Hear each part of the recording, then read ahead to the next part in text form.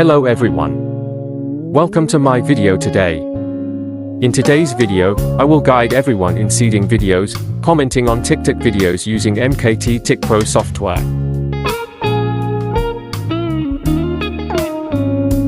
First, please choose the video you want to seed comments on.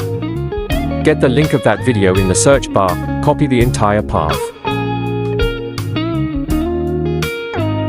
Next, go to MKT Tik Pro software, select seeding function, select video seeding.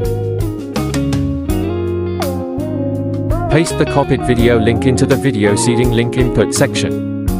Next is to install the software parameters, go down and select the comments section.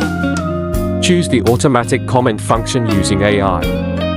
After setup is complete, you choose an account to go to seeding videos and commenting. Finally start running.